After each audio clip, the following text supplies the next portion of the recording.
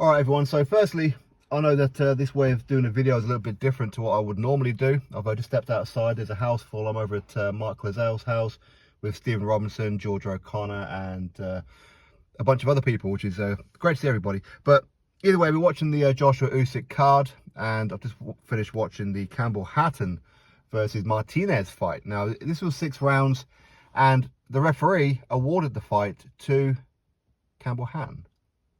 Now, this was Campbell Hatton's 4th fight, and could it be argued that maybe, based on his previous 3 performances, should he be so high up on the card? That would be the first question for me. He was the chief support to the chief support. Of course, his chief support was Lawrence Okoli, of course, won that fight.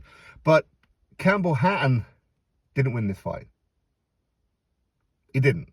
Okay, for me, I scored it 4-2. As I put in the community section here on YouTube, I had it 4-2. But I mean, for sure, he won the first round, in my opinion. But the second round that I gave him is very, very close. And I think I was being a little bit generous, if I'm being brutally honest. But the truth is, Martinez won this fight. And when I put it up in the community section, most of you believe that Martinez also won this fight, with it being 5-1. Some even said 6-0. I think 6-0 is a little bit too harsh. But quite why the referee awarded it to Campbell Hatton is beyond me. I don't know how that happened. I mean, Campbell Hatton as well, he was gone in round number 5. He was all over the place. Now, granted, this was his first 6-rounder for sure. And Martinez, this was his 7th fight. He had a record of 2 wins and 4 defeats. But it doesn't matter whether or not he's the away fighter. It shouldn't matter the fact that he's Campbell Hatton, or Campbell Hatton is Ricky Hatton's son, or Campbell Hatton is managed by Anthony Joshua. That's not how you score a fight. There's no way anybody can tell me that Campbell Hatton won that fight. He didn't win that fight, not even close to winning that fight. I mean, for me, I generously gave it to Martinez 4 rounds to 2. So I gave Campbell Hatton 2 rounds. Now, I will say that Campbell Hatton, he did look a little bit humbled at the end there. And the questions were posed to him by Sky Sports that maybe you should be fighting on some small horse shows, getting the rounds in, going through the gears, fighting the journeyman, because when you're having to put your career out in the worldwide public, especially on a pay-per-view, that's a little bit concerning. That's going to carry a lot of pressure. And at times, it doesn't really matter what you do in the gym, you're in front of a lot of people. A lot of people. I know people like, say, Chris Eubank Jr. has adapted well. Conor Benn has adapted well in that as well.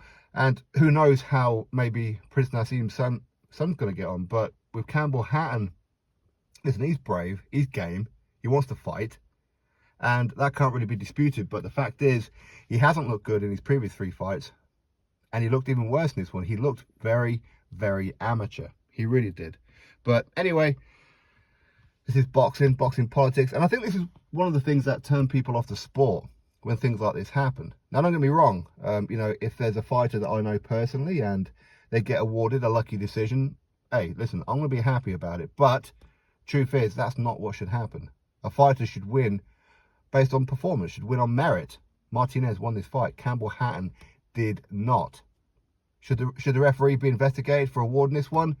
There's no point. There's really no point. The British Box Board of Control, they're just going to go, okay, well, we've spoken with the referee and we've heard his side of the story and we move on. That's all they're going to say, and they probably won't even speak to the referee, so what's the point? But anyway, for me, I think that Campbell Hatton, very, very fortunate with this one. I think Campbell Hatton knows as well. Ricky Hatton will know. His coach, Matthew Hatton, will also know that as well. Eddie Hearn, he'll know that. Will they all admit it? I don't know. But either way, he can consider himself very, very fortunate. Anyway, that's my thoughts. You drop me yours. Click thumbs up, subscribe. Catch you on the next video.